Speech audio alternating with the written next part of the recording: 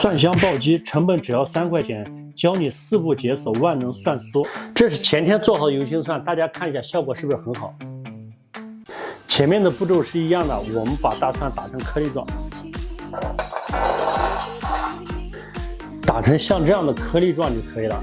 今天这里会多一个步骤，我们必须把蒜放在盆里面，拿清水洗一下，但一定要把水分尽量的挤干一点，要不然炸的时候容易崩油。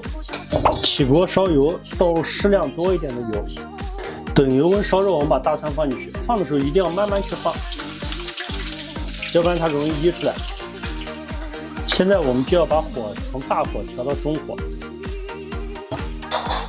这个期间我们必须要不停的搅拌，不然就容易炸糊了。现在已经炸了15分钟了，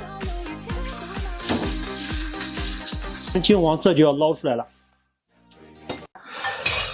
这个蒜呢为什么要捞出来呢？因为这个油温比较高，如果你不捞出来的话，它这个油温会持续把这个蒜加热，这个蒜呢就容易发苦。你看这样炸出来的蒜，它是酥酥脆脆的感觉。这个蒜呢就找个密封的罐子关起来就行了。这东西吃完一定要记得漱口，味道是真的大，但味道也是真的香。